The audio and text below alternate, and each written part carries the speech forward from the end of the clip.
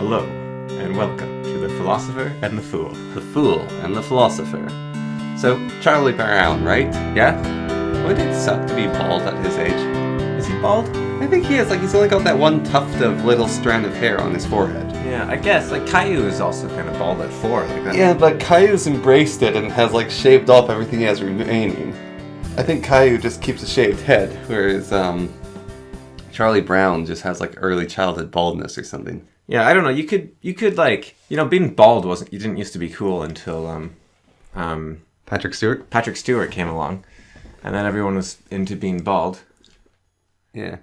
So, I think, it would just, Charlie Brown, he just owns it. And, everyone's wow, being bald as a kid's cool. Because kids shave their head. Yeah, but and makes Charlie Brown, his gives him that weird gray fuzzy look. Charlie Brown has the personality of a wet hanky. And so I don't think he can own it.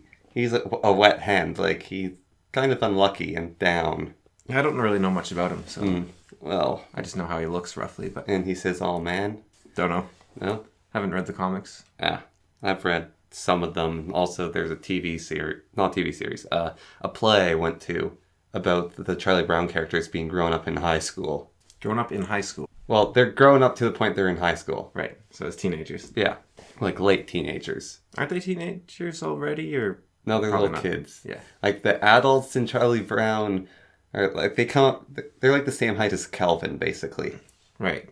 And you don't see the adults' faces, and all the adults goes. They're pretty talented. They've got that piano player kid. Yeah. And a dancing dog. Oh yeah, but he's not a kid, probably. No. But the kids are pretty talented. Yeah, except for Charlie Brown. Yeah. Why were we thinking about Charlie Brown?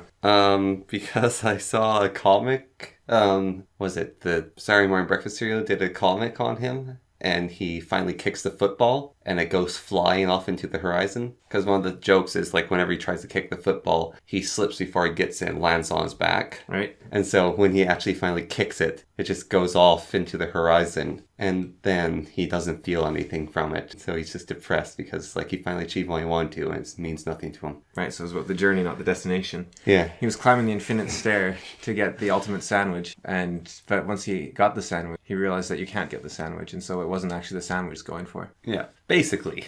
Do you need a mo? No, I'm fine. Just don't even talk about it. It's very distracting. I'm just trying to find it. There we go. That'll be good. It's very distracting. Apologies. We need a third guy underneath the desk who has the laptop with him. We just have the mic, and he's hey, adjust the volume levels. Or we just set it, leave it. Well, we want to be all hip and cool and professionally set up. Yeah. And that requires a little guy or some minion doing the... I was actually thinking... audio management. I don't know, this is 3 hours long, these podcasts, 2 hours long. Yeah. And they're about crazy random stuff and some stupid, Charlie Brown nonsense and other stuff, No offense to Charlie Brown. Okay.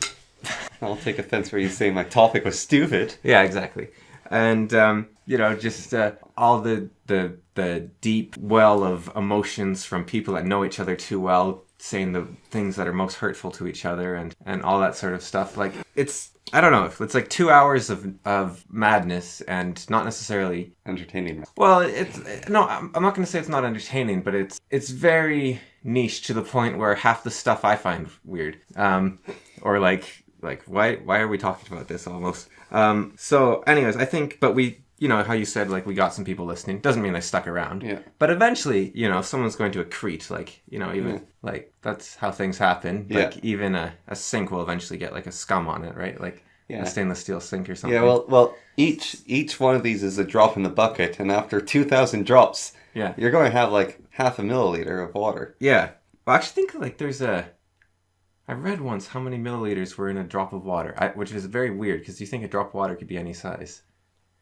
So I'm not sure. I wasn't... It was 3 millimeters or something. I wasn't doing it for the mathy stuff. I was just making a metaphor into a metaphor of a metaphor. Yeah, but... Yeah, apparently the actual metaphor, though, instead of pissing into the wind, is a drop in the bucket. Or into the ocean, that works. Drop into the ocean. There's just saying, even a mosquito peeing in the ocean helps. So. Do mosquitoes urinate? Probably not. It probably just goes out through their skin. Yeah, probably it's just like a fine mist. Because generally little animals don't have as complicated like systems, so they just like breathe through their skin and like excrete through their skin and like all the way up to like things that are slightly larger than gerbils, and then they start like having a proper digestive tract. And So like squirrels? yeah, well no, you have to be like, you know, like it has Gopher size? Yeah, like a gopher starts like eating food and stuff instead of just absorbing nutrients like a plant. Yeah. But squirrels just like, they sit there, absorb nutrients through the air. So anyways, I was talking about how we're going to gather like people slowly. Yeah. I don't know why. Why were we talking about this? Because you're saying we talk about weird stuff. Yeah, that's but really before niche. that, what was just before that? Charlie Brown. Yeah. Yeah, you could sit There's down. something just after that. I don't know. Drop into the bucket. No, before that. Anyways. So I think like these weird... Eventually we're going to get like people probably listening in theory. But because it's so weird, it's going to be like a cult following, right? Yeah. And so I think we need like, since we're going to get a cult following, if we don't like, you know, become more poppy, which, you know, you got to love a bit of pop because it's popular for a reason, right? Yeah. Like I have nothing against pop. I think it's popular for a reason. So we have two choices right now. We can try to like go more popular somehow. Like figure out like what can we bring to the table? Like why are we doing this? Who's actually listening? What value are we giving them? Are we teaching them philosophy? Are we being funny and entertaining? Like you were saying, what's our mission statement? Yeah. But it's like if we want to be poppy, then we have to do something for people. But if we want the cult following, I think then we should also come up with like standardized like sacrifices, signs, countersigns, like uniforms. And I don't know. That sounds fun. Why sacrifices? Well, because a good cult's got to have like ritual sacrifice. So we're going popular route, are we? I don't know. I already came up with a sign and countersign. So you walk up to someone if you think they listen to this, right? Yeah. And you like, I don't know, you're probably wearing a hoodie and like you have like a bit of sheep blood on you or something. So you're like, hey, that person probably instituted the philosopher and the fool. I don't know, because they're cultists. Yeah. And so you say, this is a quiet. And then they reply, home. This is a quiet place. It reminds me of the meadow of home. But like a comma in there. So it reminds me of the meadow of home. Actually, a semicolon. Are you calling them sheep? No, it was more like, I don't know. I didn't actually consider that. Well then. But, you know, cultists kind of are sheep-like in a way. Like, well, they're very different thinking, but... So that's the thing about, like, conspiracy theories and stuff, right? Like, they don't listen to the authority. Like, they're skeptics. Except what they do is they're skeptic once, and then the first counterfactual that arrives, they latch onto it with all their might, and despite any evidence. Like, let's say you're like, the Earth can't be round. Yeah. That's crazy. The Earth isn't round. Yeah. And then you're like, oh, this person says flat. It must be flat, no matter what anyone says. But what you can actually do is be like, the Earth isn't round. That's crazy. Well, because the evidence doesn't seem to work. The Earth can't be round. And then you're like, wait, okay, the Earth's flat. Wait, no, the Earth can't be flat. The evidence doesn't work. That guy just told me. Okay, maybe the Earth's a square. No, maybe it's a torus. Maybe it's a cube. Yeah, like if the Earth was a torus, right? Yeah. Well, the problem with that is if you looked up, you couldn't see the stars. Because unless the stars are actually just city lights on the other side of the torus. Oh, obviously. But then the problem with that is if you walk around to the outside of the torus, you shouldn't be able to see stars. No, the sky is in the middle of the torus. It's a giant sphere of darkness with lights speckled in it. Yeah, but then when you walk around the ring of the torus, that's like circling the North Pole or something, right? And so how come you see stars the whole time? Because... Maybe the torus rotates... Okay, so what if by walking on the torus... it like inverts, like it flips inside out. So like if you imagine like a donut and it like rotates suddenly. So it's like we can go back to four-dimensional objects. So by walking around the torus, it's actually like another torus on the other side, sort of. And but that torus is also connected to maybe that takes more than 4 dimensions. Yeah. Or no dimensions would make it work. I don't know. I'm not like good with dimensions, but it kind of, you know, I think I'm going to go with the cube idea. Well, it's more it's actually more of a geoid. Which means Earth-shaped, so I win. Oh, aren't you clever? Yeah. But it's kind of like an egg shape.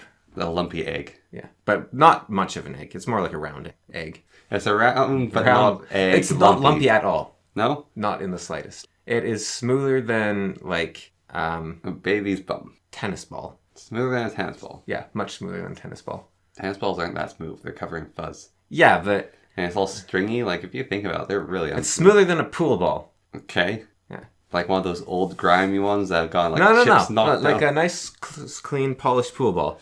It's smoother than a pool ball, the Earth. Really? Yeah, so I've heard, or misremembered, but that's the same if true.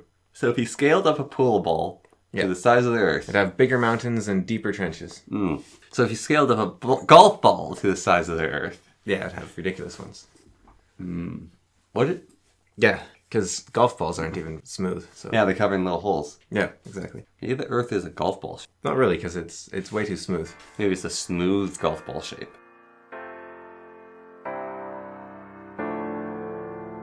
You are listening to The Fool and the Philosopher!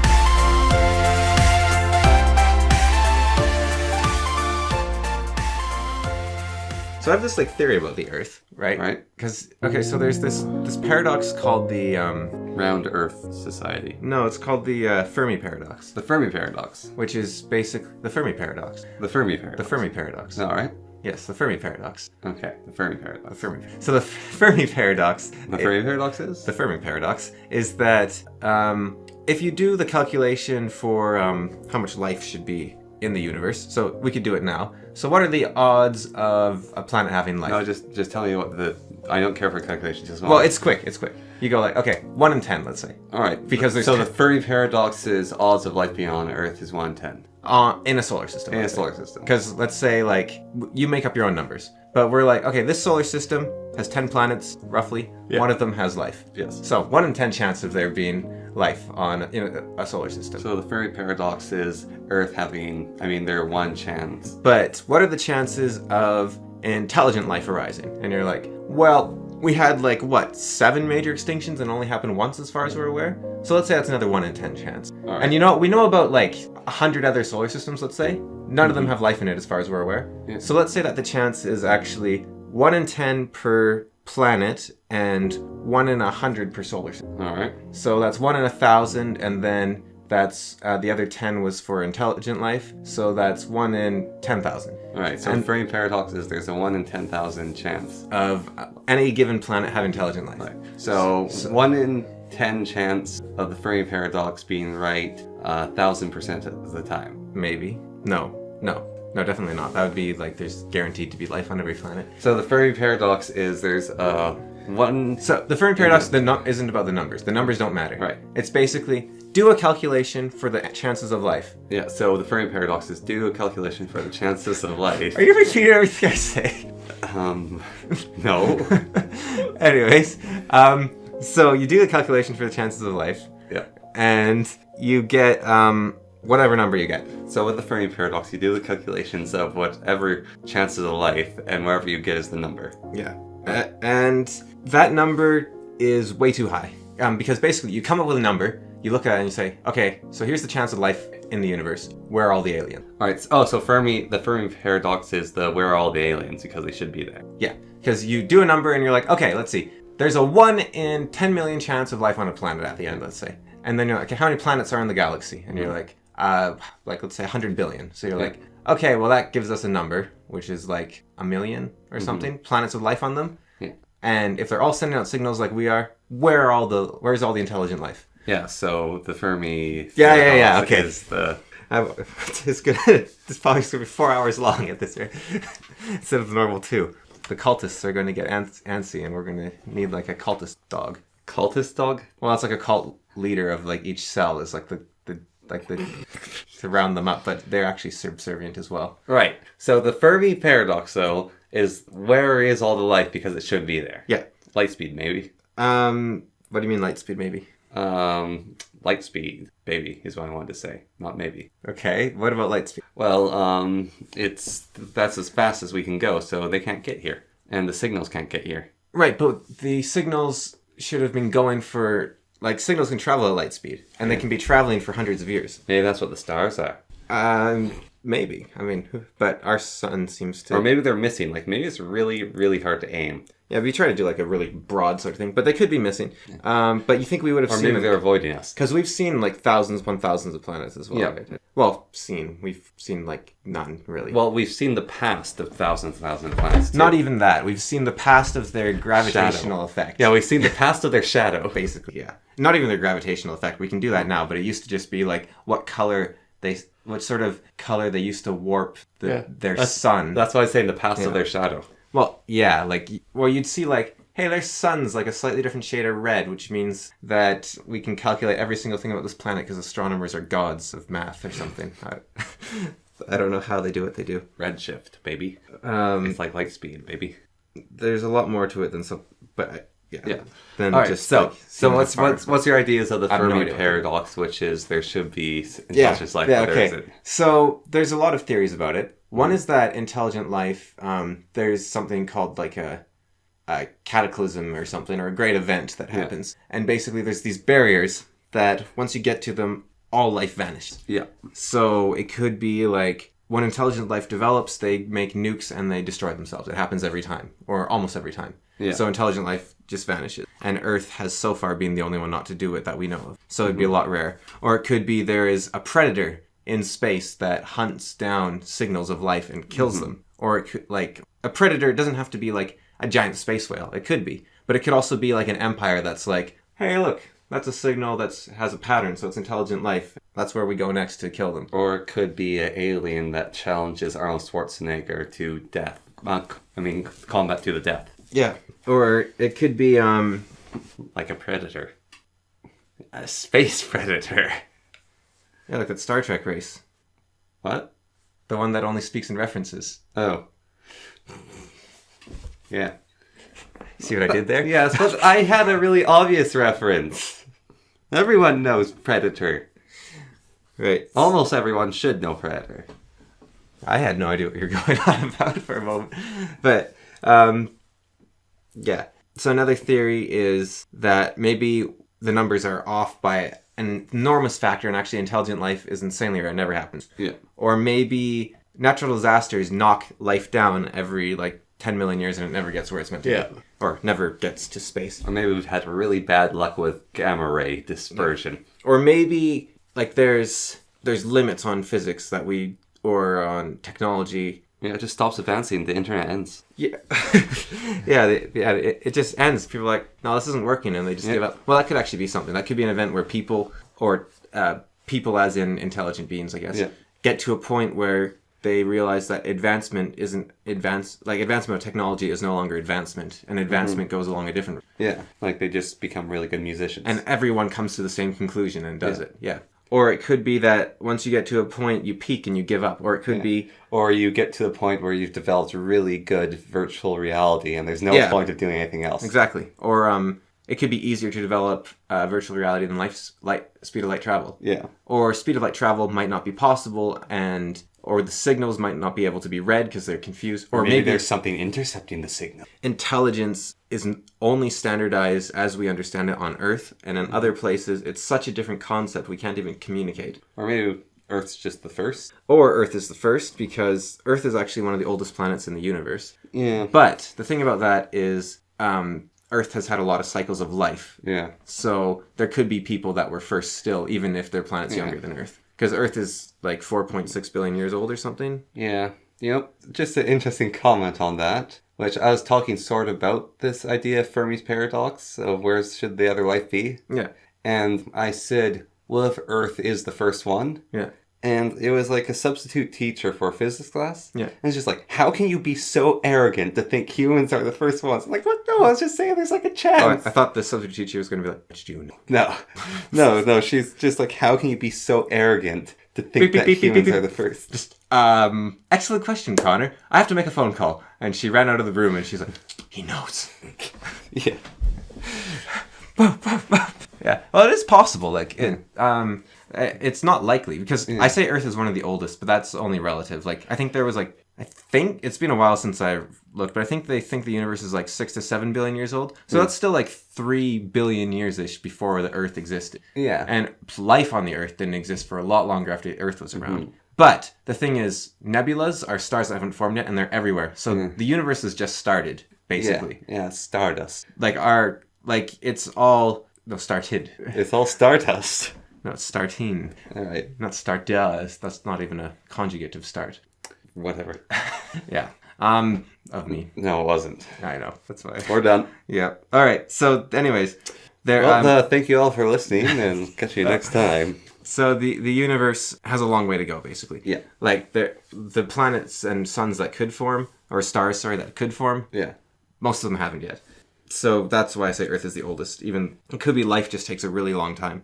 Yeah. It's unlikely, but you it's have possible. to go through a lot of hurdles. Like you have to have like giant creatures with big mouths and tiny arms. But before that, you gotta have gross, squishy things that are wet. And then you have to have gross things that are kind of hard that are wet.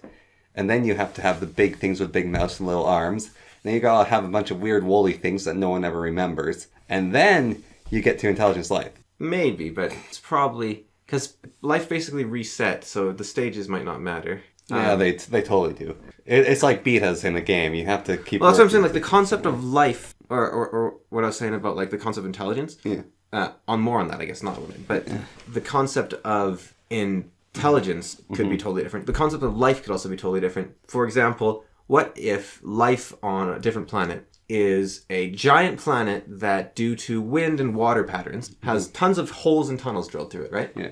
And these holes and tunnels, the planet has, let's say, meteor strikes all the time. Yep. And these meteors, because of the properties of that solar system, are perfectly round. Yeah. And so they constantly fall down the planet. The planet has a very thick atmosphere. Yeah. So thick that the meteors don't actually burn up. They just slowly descend but the planet's huge, so it pulls them in gravity. Then these meteors hit randomly along the planet, and they travel down through these tunnels, these rocks. And because of the way they travel, it's actually a giant computer. Because basically what you have there is a giant computer. Or brain. Or it could be a giant brain. The thing is, it would need like an input, I would imagine. But maybe that input could arise from somewhere that we haven't thought of, or I haven't thought of, or it doesn't comprehend. Or so maybe life is like on that planet. The wind, I don't know, if the wind can like control the descent of the boulder slightly, or like something. And the brain thinks and like... So life could be something totally... Or what if, life could be like... Imagine a planet-sized structure again, just for fun. And it's got... It doesn't think, but well, I don't know, like Earth. Like, it's got like all these things moving around that are working towards life. And so life... I need another word almost. I'm going to use... Consciousness? I'm going to use like vita or something, right? Right. Is that Latin? Maybe? Yeah. Maybe it is. Vita la vita? I think it's vita. Yeah, vita. I think that means like life, force, sort of, or vitality, like sure, yeah. So maybe life is one kind of vita, basically. Yeah. So Earth is life, like all the life on Earth, or all the micro vita on Earth, let's say, all forms together to form life, and this is the only life in the universe. And then other places have different kinds of vita, like Skalutu. Let's just make up a word, right? Yeah. Skalutu, and Skalutu is when you have one like crystal that the light shines through in a pretty way, and that is that entity. And so there's all of Earth is an entity, which is the force, the element of life, and this other planet is just this little tiny crystal lying on it somewhere, and that's the element of life. And so it's like this nebula, like Earth, like life is like this blob, nebulous, like, if you see what I'm saying. Yeah, but I have a question. Yeah. So what does this have to do with Fermi's paradox, which is where should the other life be in the universe? Because you said you had a theory on Fermi's paradox of where the life should be in the universe. Okay. So imagine this, right? So this is Cameron's paradox. No. This is one of my answer to Fermi's paradox. It's just one because it's the paradox where you need to. Yeah, it's a hypothesis, not necessarily. You wondering where the life is in the universe. So imagine this, right? It's like 1,000 years ago. Okay. You live in the Sahara Desert. You're a nomad. All right. And you live at an oasis. And wasn't it a forest 1,000 years ago? It was a lot longer than that, I think. Okay. But I'm not sure. But let's say it wasn't. Okay. It's a desert still. Yeah. And you live in that desert. Yeah. And you live around this oasis, and you travel from oasis to oasis. Mm-hmm. And you see your tribe, you see a couple other tribes. Yeah. And you're like, wow, this desert, like when you were little, you thought that the oasis was all there was. And then you explored and you found this other oasis, and there's people living there. And you're like, okay, wow, there's oasis all around. And so you do this for a while, and then you're like, it's weird. Like wherever there's green, there's people. There's people. Well, not always though. And like there's people, there's water, and I see clouds in the distance. So where are all the people, or something like that? So you might think like, well, that's odd. Like you would think there would be a lot more people or something, or maybe you wouldn't because you'd be like, well, there doesn't seem to be that much. There shouldn't be any life because there's no room for life anywhere. Mm-hmm. Like, look, there's only like 10 water pools in the whole world, and there's like this is all the life there is. Yeah. So, and my theory is, I call it like the Earth desert hypothesis. Not Cameron's hypothesis. No. You want to save that for something really cool? Yeah. So it's basically the idea that our section of the galaxy is a massive desert, and we are in an oasis. Mm-hmm. And outside of this desert, there is like a huge multiple empires all communicating, and they just go like, and they're like, hey, everyone explore that desert. And from the outside looking, it's like, no, there's no life there. Like we've looked at 99% of the planets, zero life. There's no point. Like there's no point exploring there anymore. Or maybe it's like that little island with the people that you're not meant to contact. Yeah, the Sentinelese. Yeah, the Sentinelese. Maybe we're like the Sentinelese, and like Area 51, or like whenever they try to contact, it's like it's not very pleasant. Yeah, here. like the Prime Directive in Star Trek. Yeah. Where it might not even unpleasant. It's just don't contact them. Let them come to it on their own. Yeah. There's a book called The Far Side of Evil, which is about that actually, where aliens aren't allowed to contact humanity until humanity has made weapons that they can use to destroy themselves, and then they don't use. And so it's wasn't that written during the Cold War? Yeah, and it's it's about an alien that's trying to push things a little bit to make it so people don't destroy themselves. Just move things along a little. Yeah, because I think one's coming to try to wipe them out or something as well. Yeah, I remember trying to read that book. I don't know if I recommend it. Like, it's not bad, but... I hope you are enjoying this unabridged production of The Fool and the Philosopher. Oh wait, it is abridged. Hope you are enjoying this abridged production of The Fool and the Philosopher. Or edited, annotated, something like that. I hope you are enjoying this something like that annotated edition of The Fool and the Philosopher. All rights reserved. By me. As well, just so you know.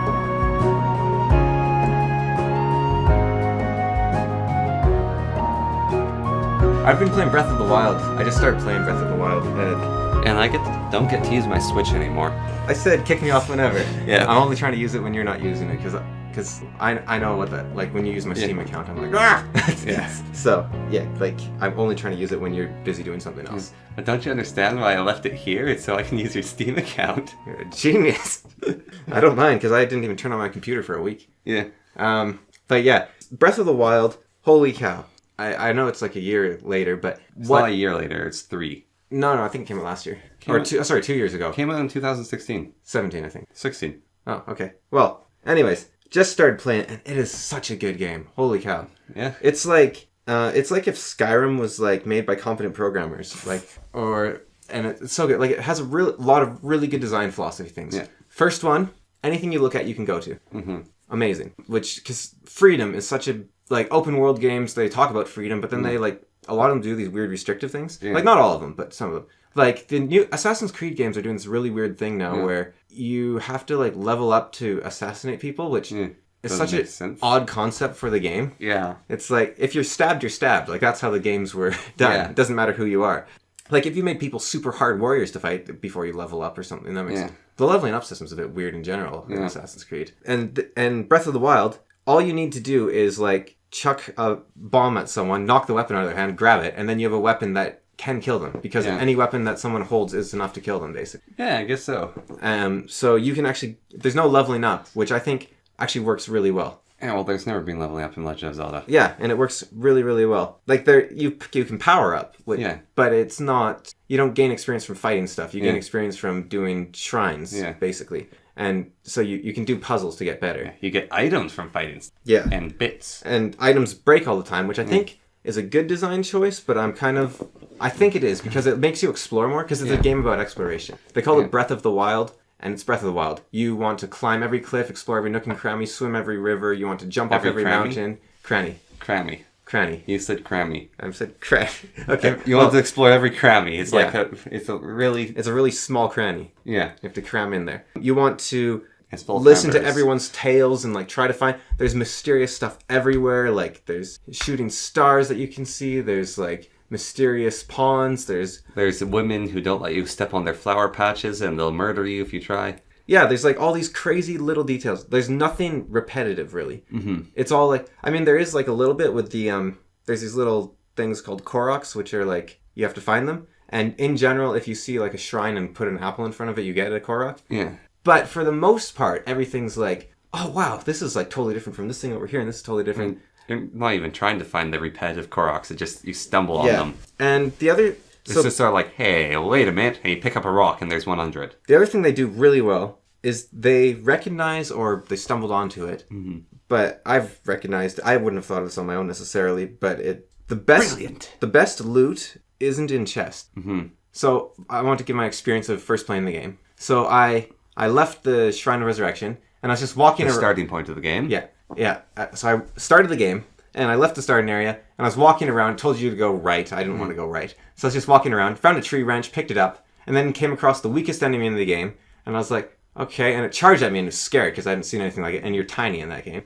So I was like, okay, I'll fight it, because it had a little fighting tutorial. So I started fighting it, and then my branch broke, which I think is actually why the breaking stuff works. And it was only half dead, and it started chasing me, so I started running from it, and I flipped the camera around so I could see behind me as I was running. And I accidentally ran off a cliff, and I was falling, and I landed in some water, swam through the water to an island in the center of the water, and there was a stone at the top, and there was a sword in the stone. Like a rusty sword, like this terrible weapon. Pulled it out, and I was like, yeah. And it's so cool. Way better than the branch. It's like, I found it in the middle of this island. It's just there. And then I was like, walking along, there was a woodcutter's axe stuck in a stump. Grabbed that, and I was like, okay, I can fight now. I'm ready. And it's just so cool, like, finding these little things scattered around in interesting ways. Like, if you're going to do, like, just, randomized locations of loot, you might as well just put chests everywhere. But if you're going to put effort into crafting, sculpting, like put a story behind each item you stick into the world, then totally go that route instead. Like there's one in the game, there's one really cool area, which is like this old field with a bunch of monsters in it. But also there's just the claymore stabbed into the dirt in a ring. And you're like, yeah, what happened here? Did they just give up their swords, or did they... is this like a grave and this is how they marked it? Or there's a story behind all, like, there is chests around the world, but even the chests tend to be in, like, pretty cool places. Yeah. Like, submerged at the bottom of a lake. Yeah. Like, there's a lot of chests that are just like, this has, like, a opal or a topaz or a gem or something. $100. Yeah, so I'm not saying the game's perfect. There's a lot of stuff, but it is a head and shoulders above basically every game I've played. It's really well done. I think, like, I haven't played The Witcher 3. Well, I've played The Witcher 3 a bit. That was very fun. And, like, Skyrim I've always loved. But Skyrim just doesn't work. Like, the other thing they do with Breath of the Wild, there's no loading screens to go anywhere. Like, you want to walk into that building and then climb to that mountain that's barely visible in the horizon. No loading screens. Whereas Skyrim, it takes you out of it for even if your computer's like really fast. It's just a split second where it takes you out of it. Which brings me to what I think Breath of the Wild's biggest weakness is the shrines, because that does have a loading screen to go into a shrine. And all the rules of the game are suddenly sanitized. You can't climb anything. You can't, like, do anything fancy. Well, you can do a couple things, but not nearly as much. Well, you don't have to go into the shrines if you don't want to. Yeah, but they take you out of the game a bit. There's so many of them and the thing, you can't do anything but play it on the Switch or the Wii U. And the loading screen on the Switch does take a while. So it's like, oh, there's 4 shrines right in eyesight, but then it's going to take me like half an hour to do these puzzles. So it takes away from the wonder and the majesty, because... But then you feel so good for solving the puzzle. Yes! Because you're walking from shrine to shrine instead of exploring all the nooks and crannies. I like the shrines. Just like you see them, like, oh boy, and you go and get them in the whole area. When you see like one and you're like, yeah. But when you like notice like 6 at once and you're like, okay, this shrine. And that's not necessarily the game's fault. I like that. I like, oh, this one. Jackpot, tons of shrines in one area. Go get them all. What I would prefer they have done, though, is done like maybe half the shrines and combine the shrine puzzles. So like make them 2-part puzzles or something. Or like combine them. Because they don't want the game to be difficult, obviously. Yeah. So maybe make them 2-part puzzles or something. Yeah, it's a game for 12-year-olds. Yeah, or younger even. Like some of the... But the puzzles are designed so simply, sometimes they can be hard. Because you're like, okay, it must be something deep and complicated. And, you just have to count stuff. Yeah. So yeah, I'd like if they had like half the shrines. And they were like 2 parts. And it took like half as many hero orbs to get better. Because then each shrine would be a bit more special. Yeah. Because like my favorite shrines are the ones where you have to like talk to a bard and then follow his instructions to find them. Because then it's like, wow, I earned finding this shrine. That was cool. Also you don't have to do puzzle inside the shrine. You just get more. Sometimes you still have to, but those ones suck. But even then, it's like, like my favorite shrine of all was I don't want to spoil it for anyone who hasn't played the game exactly, but basically you have to uncover the shrine using a poem and like a really cool method that can be done all sorts of ways. It's very creative. And then you get the shrine, and then you just instantly win. Yeah. But you have to enter the shrine, and there's a loading screen, and you have to go down an elevator, then you have to walk to the person. There's this long cutscene. You can skip all those. But I don't want to, because I'm skipping the game, sort of, in a way. So when you skip stuff, it like makes a black screen briefly, and then so it like takes you away from the game. If the skip was just like it disappeared and you're done, that'd work. But that brief black screen takes you out of it. Yeah. Like same with cooking in that game. It takes about as long to skip the cooking as to do the cooking, because they have that brief black screen. So it's just. They have a lot of these little things that... My biggest complaint is you can't mass cook. But Ocarina of Time was like game change, like... Yeah, game changing. Game changing, yeah. It changed all the games in the world. It made Dark Souls appear. Like it's... Yeah, maybe that's where the term came from, game changer. I mean, not Dark Souls, but not Ocarina of Time, but a game, like a football game, they changed it slightly or something. I think it's more like the game changes, because it's like when Wayne Gretzky skied behind the net in hockey. Skated. Yeah, sorry. Skated behind the net in hockey, and all of a sudden people are like, wait a minute, that's not against any rules. That's a game changer, because suddenly the meta changes. Yeah. Really? That was a thing? Yeah. Huh. It doesn't neccerily mean it's useful. No. I'm not sure. But Wayne Gretzky used it a few times, yeah. Might have just been the surprise that tricked people more than anything. Or when there's a line... what you do, right? There's a linebacker in American football who he was so strong, when he tackled someone from behind, he nearly killed them. And so they had to change the amount of players on the team, I believe, so that there was someone to protect that position, because that position hadn't been protected from the back before, because nobody was like strong enough to get there. Yeah. And then this guy came along, and so that changed the game. Like they had to actually rewrite the rules to prevent injuries like that, or maybe not even injuries, because everyone likes a little bit of death and blood in their sport. Well, I think it was more like they just thought, okay, wait, this is a very vulnerable position. If the player can run fast enough and hit hard enough. And they should like raise all the basketball hoops in basketball by like 10 feet. Yeah, well, the players just keep getting so tall now. Yeah, exactly. Yeah.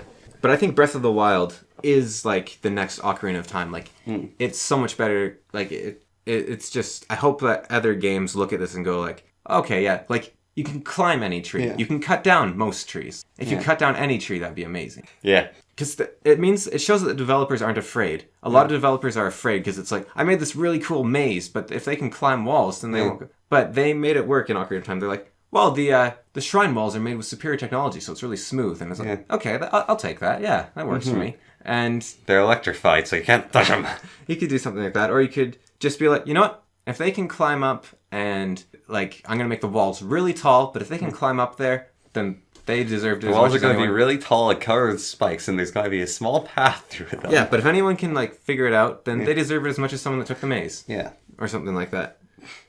Yeah, it's just, they've done so many things right, so many things I haven't seen in games before. Yeah. Like, the cooking system, you can't fail, like, in combining ingredients. Like, crafting systems where they don't tell you the recipes can be a real pain, because it's like, oh, this doesn't work. Like, Divinity Original Sin has a massive cooking system as well. Yeah.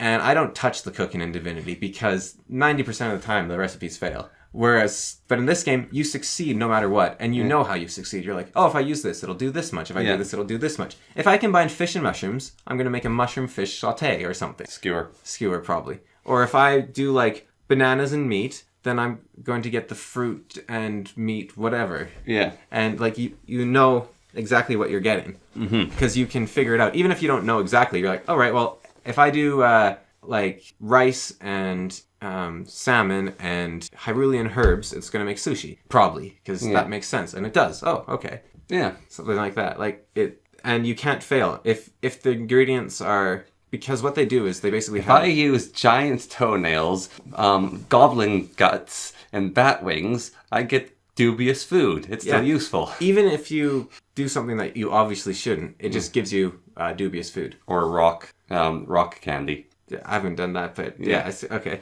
But yeah, so that's a really good idea. Crafting doesn't fail. It just you basically you can have 100 items and 10 keywords, and then the 10 keywords have 100 permutations. Yeah. Or something, instead of having like 100,000 items made. Yeah. And and you can be like, look, it doesn't matter. This is a fruit and this is a vegetable. You're going to get a fruit salad no matter what kind of fruit or what kind of vegetable you combine. But this kind of fruit will give you +2 hearts if you combine it, and this kind of fruit will always give you a speed boost and 1 heart if you combine it.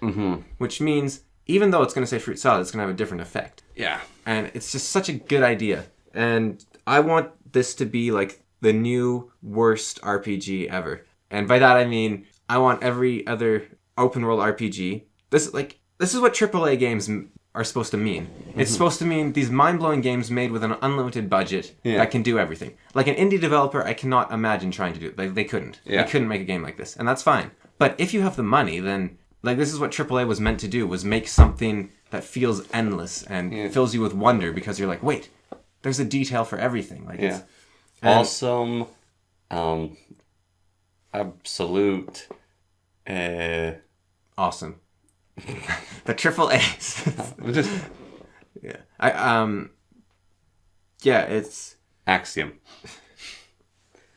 well, I want this game to be axiomatic to game design. Like I want it to be like, look at Breath of the Wild. This is how you make a game, boy. Yeah, this is, well, I guess parts of it are the axiom, but you can just look at this thing first and then be like, okay, that's good. Like this is what we want to take from it. We want to take from this. And like the one they do stuff with, they definitely do a lot of things that are they're not deal breakers at all, but definitely if a new game came out, like if they made their new, like from Ocarina to of Time to Breath of the Wild, it's like, wow. If in another, I don't know how long it was, 10, 15 years, something like that, if they make the new game, I want them to take away those things and be like, you know what, having someone say the exact same thing every time, unskippably, really slow when you're trying to like farm rupees off of them.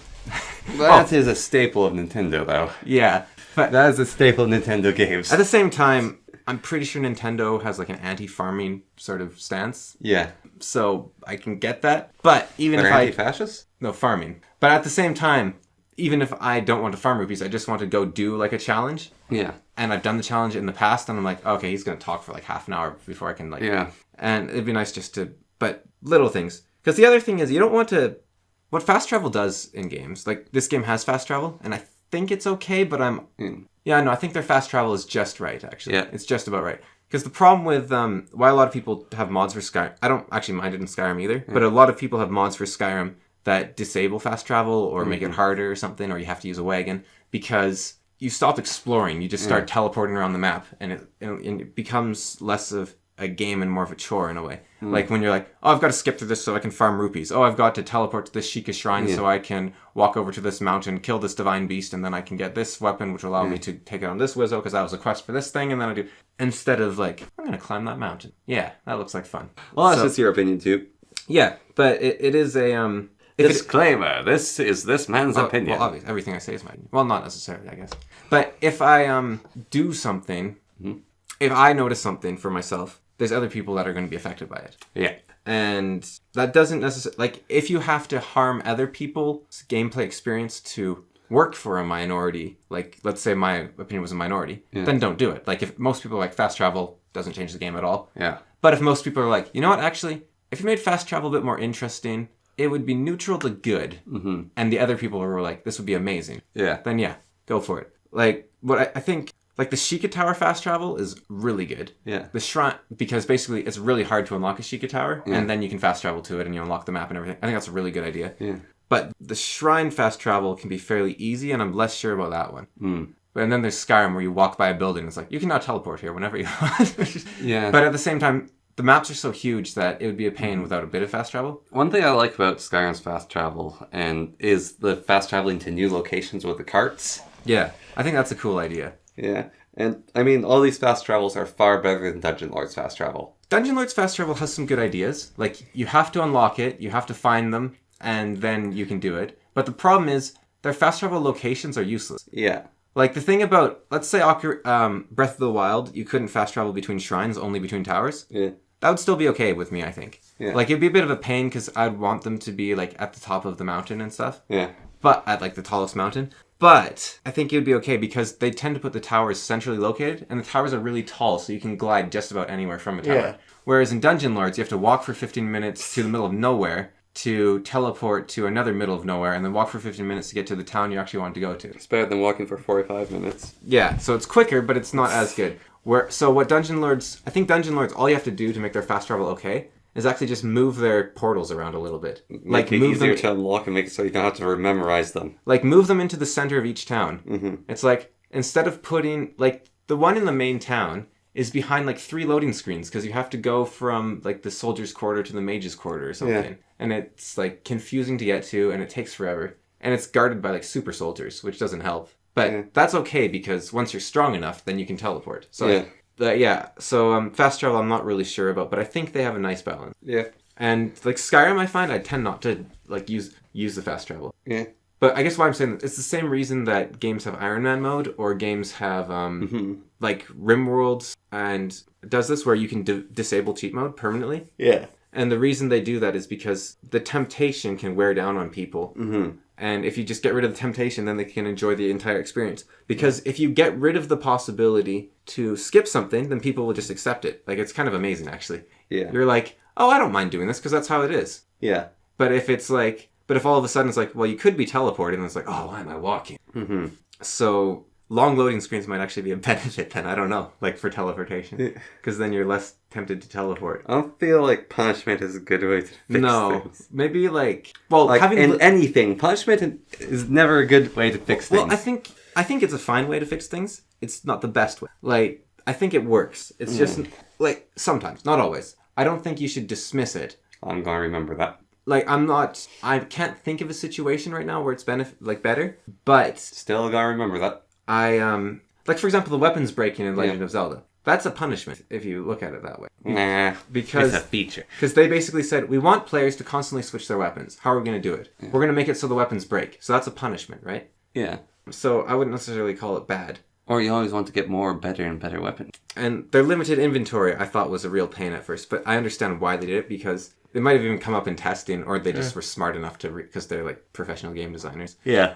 But it's like, if you have weapons that can break... and they spawn infinitely, then if you don't have limited inventory, people are just going to have 5 million items in their inventory. Yeah. So that one actually makes sense. Mm-hmm. A lot of roguelikes, like new roguelikes, have much more strict inventories than the old ones. Because the old ones, like, players just have, like... No Man's Sky. Hundreds of items. No Man's Sky has a limited inventory. And I don't see the design philosophy behind that. They just did it. Yeah. Like, that's the thing. You have to have a reason for everything you do. Yeah. That was one thing, like, back when I was modding more heavily for Age of Wonders. Yeah. I was talking about, like, adding some unit or something. And one of the developers was helping me mod, and he said, why? And I was like, oh, because that's what was, like, in one of the previous games, and I want to add it in the game. Yeah. And he said, okay, a tip for designing units is only add them if they do something no other unit does. Yeah. And I was like, oh, like that... It seems obvious, and it is, but I hadn't really had it stated clearly, and it's like, yeah, don't add something to a game unless it actually adds something. Yeah. Like, a lot of the modders of that Age of Wonders game, they do a good job, but they could follow that. Like, there's one called the Spider's Gift mod. The guy's insanely talented, incredibly hardworking, insanely fast. Yeah. Really good modder. And actually, to be fair, he's a lot more creative than a lot of them. Yeah. Actually, no, I'd say that all of his units are fairly unique. It's just, there's so many, it gets crazy. So let's not... Actually, yeah, theirs are fairly unique. Yeah. But there's some modders that'll just be like, I want to add a new thing. And actually, there's not many, honestly. Age of Wonders is pretty good. Here's My Magic 3 VCMI mod. Yeah. People will add new factions to the game, which used to be the biggest deal ever. Before VCMI was a thing, everyone was like, the Horn of the Abyss team has added a new faction to Here's My Magic 3. My mind is blown. That is the most amazing thing I've ever seen. But the problem is, now people can add them a lot easier. And a lot of them are just adding things that come into their head. And so, first problem is they're not thematic. But when the ones that aren't thematic, it's just like, so why have you added the dwarf faction? Like, that's thematic. There's dwarves in the lore. Why have you added the dwarves? And it's like, well, because they were in one of the other games. It's like, okay, and what do they change? Well, they're like the dwarves from the elf faction. Yeah. But all of them are the dwarves. And so they just get stronger, and it's like, so they're not actually changing, like, how gameplay really works. Well, I mean, no. And so it's sort of... There's a good bit of advice from the developer. Each unit needs a purpose. Everything needs a purpose. So yeah, if you're going to add, like, inventory limit, don't just add it because that's what survival games have. You are listening to The Fool and the Philosopher. Don't worry, you didn't miss much. On with the show.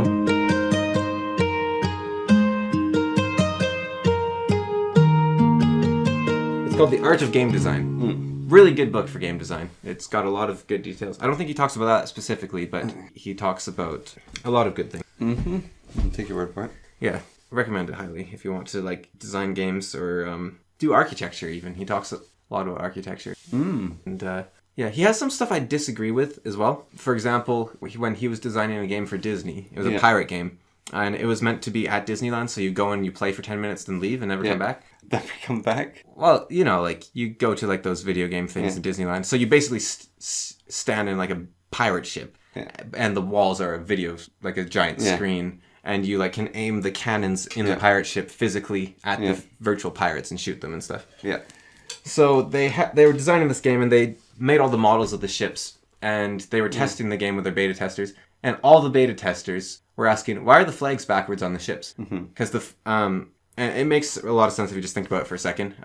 But it's kind of weird if you haven't thought about it before. When a boat is moving, unless they're tacking into the wind, and even then I'm not sure, their flags will actually blow forwards. Yeah. So a flag points in the direction a ship is moving. And it looks kind of weird. But so they had designed the ships to be proper. And all their beta testers were like, why are the flags pointing in the wrong direction? Yeah. And so he said, so what we ended up doing was we actually made the flags switch so that they're streaming behind the ship. Like if you were running and holding a flag, so it looked like that. And he said, so that's not correct. That's not how pirate ships would look. But this game is meant to be played once by a family for 10 minutes, and we want them to be focused on being pirates and like shooting cannons, not on weird details in the background. So we want them to be more immersed in the game, so we're gonna actually put a lie in the game to make it more immersive. So, but that is doing wrong for the hope of good instead of doing good in the first place. Well, yeah, that's sort of my thought. Is you're and it goes against Immanuel Kant's imperative. Well, sort of, because you're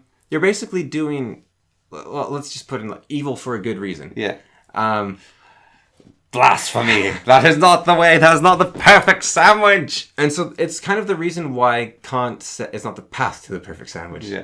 Nothing is the perfect sandwich. Except the perfect sandwich is the perfect sandwich, and everything else must be purified. Everything is the perfect. No, no, you've already formed like a religion off of it. You can't be the finger. You have to look at the moon. Fermi's paradox would state otherwise. So, anyways, what he's that done. Statement's not wrong. It doesn't even mean anything, I don't think. Fermi's paradox would state otherwise. It does state otherwise. Oh, okay, yeah, okay, true. That's fair. Yes, you're right. Wow. I can use that. So smart. Huh. You can't fly up a hill using a mountain bike. Fibonacci's... No, sorry. The Goldbach conjecture would state otherwise. Yes. So dumb. So useless. It's kind of amazing. I might have to steal that in one of my books. Great. I want credit now.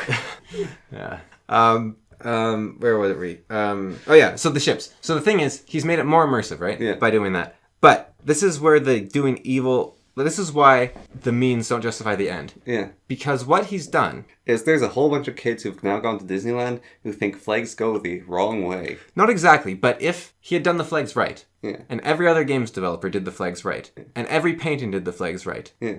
It wouldn't be weird. It wouldn't be weird. And so he's perpetuating a lie because the lie seems more real than the truth. Mm-hmm. It's the same thing as in movies. They don't use horse hoofbeats because they don't sound... like people expect horses to sound, because they use coconuts. Yeah, they use coconuts because it's what we expect horses to sound like. Yeah. Another one is a bit of a weird one, but this one is a bit more excusable. They don't use water when it's raining in movies. They use like milk, I think, or something, because water is see-through.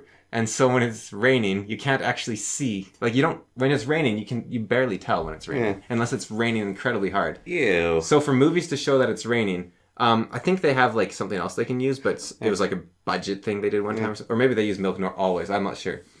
Or they mix milk and water, something like that. And because they also like spray it like a fire hose to get like enough instead of like, well, not a fire hose, that would like flatten the actors, but you know what I'm saying. Yeah. It's not a drizzle. Mm-hmm. It's insane what they do. And another one is the sound. Not the sounds are kept because you can't film that. Movies. So a lot of people's biggest complaint with The Hobbit was it didn't look real. Yeah. And they said it felt weird. And the reason it felt weird was because Peter Jackson was trying to modernize movie making. And so The Hobbit was done at 54 frames per second instead of 20... Sorry, it was done at 58 frames per second instead of 24 frames per second. Yeah. So it was actually closer to real life. Well, So that's what... To people say that you can't see frames, everyone that watched the Hobbit movie saw the frames. That's the truth with Lord of the Rings. Lord of the Rings was filmed at like 40-something frames. It was faster, and so its battle scenes look surreal because you don't see a blur, you actually see a sword swinging. Right. So that's like, they didn't have the technology as much then, but even then, Lord of the Rings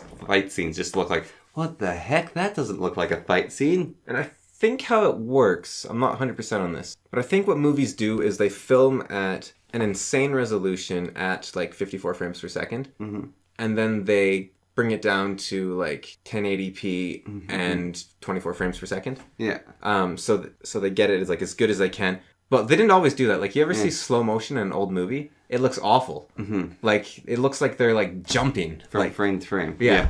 Like, actually, Lord of the Rings looks like that. The slow motion Lord of the Rings is terrible. Yeah. Like, when something goes slow, you just see like, it's weird. It was like a cinematic masterpiece, and it's so ugly looking. Like, we could do something better with our phone. Maybe. And I mean, not the entire movie, just like, we could make a better slow motion Well, I'll scene. say maybe, because both our phones are kind of garbage. My phone's not garbage. Mine is. But I think even your phone could do a better thing. Yeah. Like, the technology's advanced so much. Yeah.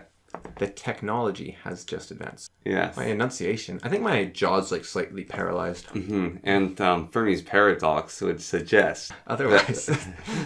No, Fermi's paradox would suggest that once you get too advanced with technology, you can't go any further, so that's why there's no other life anywheres. How many subscribers do we have on this right now? 5? Fermi's paradox. Okay, yeah. Yeah, that makes sense. It's a useless statement still. Yeah. Because it's my data which suggests otherwise to what you're saying that it means that you're wrong and I'm right. Yeah, but technically it's true. Yeah. Depending on your technical... Yeah. Yeah, what were we even talking about? Hogwash. No, the Lord of the Rings, yeah. Yes. Yeah, and filming techniques and lies being more truth in game design, yeah. Yeah, but yeah, I think that's why, because you perpetuate a lie if you do a tiny lie to get a greater good. Because the thing is, it'll hurt a lot more in the short term. But it's never going to, the pain's never going to go away until you get over it. Yeah. Like, It's a tear off the bandage. And I think you can actually take off bandages painlessly, though, so it's kind of a nonsense statement. You can slowly remove a bandage painlessly. or actually, And you can actually injure yourself tearing a bandage off. you do what you're instructed to do when taking off the bandage, which is put it into warm water, and then they come off easily. And that's how they were originally meant to be taken off. Yeah, that sounds like a lot of work. I'm more of a tear bandage off person, actually.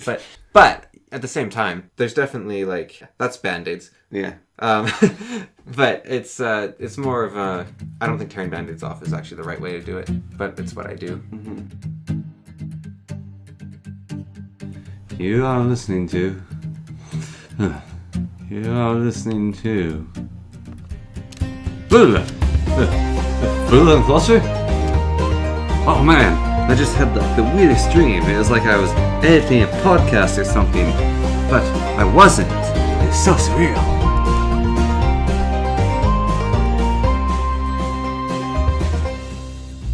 I almost never use band-aids, and when I do, they normally just fall off. Normally when I'm at, like, a nice swimming pool or something. No, I don't do that. I'm not that person. I don't do that. It's always gross.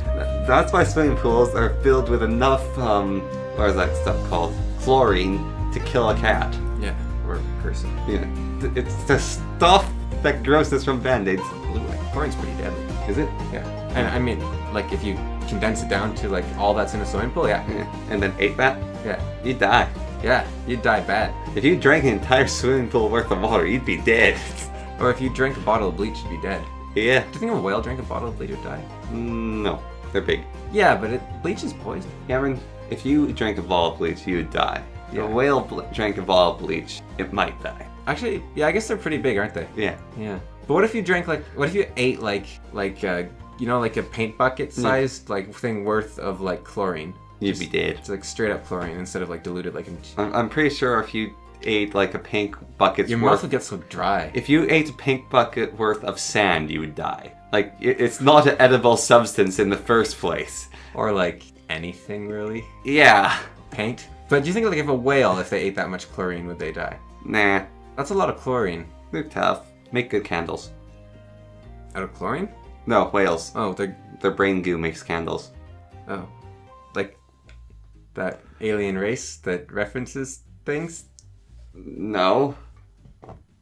Not at all. It's just a true statement. Yes, but That's why whales were hunted. yes. 2 + 2 is 4. But we were talking about whales. It is literally They thought the relevant. gray whales were extinct, and I don't know if it is that in that context. It's linear to me. Like it's like where are we supposed to go from there? So candle making. You like candles, and that creates light. Now, light can be seen from great distances. Now, the distance of light is of... yeah, that's not really a conversation. It is to me. That's just more linked ideas. Like the key to a conversation, which is tricky for me, is not to say everything that's in your head. It actually has to be Really? relevant to the subject. Really? Yeah, Really? yeah. And I don't, for the most part. Really? Yeah, because I mean, if anyone said that, I'm sure it would sound like madness. Mm-hmm. It'd sound like they were rambling. Really? But yeah, Lord of the Rings, eh? Whales. Film's fast. But Legend of Zelda, bleach is bad for you. whales. Yeah, Fermi's paradox is... Fermi's where- paradox would suggest otherwise. Fermi's paradox is that there should be intelligent life in the universe, but it's not there. You think that like bleach is bad for you? Because Fermi's paradox would suggest otherwise. I think bleach is really bad for you because it kills stuff. Like, that's literally what it does. It's a, like, agent of death. It kills all cells it touches.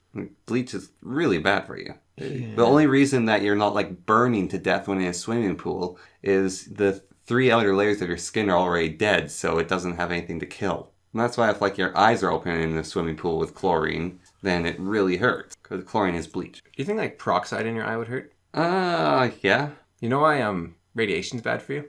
Why?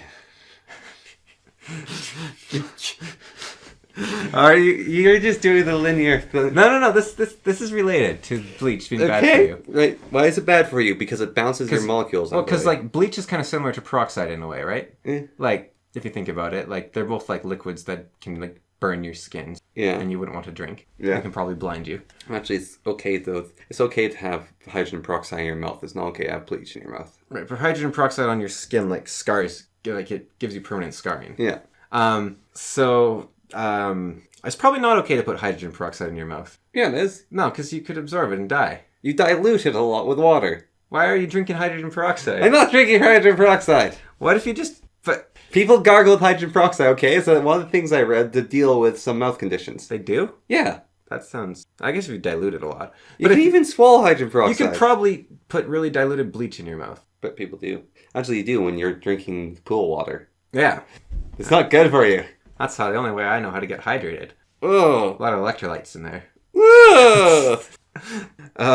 Anyways. Never using a public swimming pool again. But Although lakes are filled with fish piss. it's probably... But they're a lot bigger. Yeah. Fish are a lot smaller. Terrify everything with fire!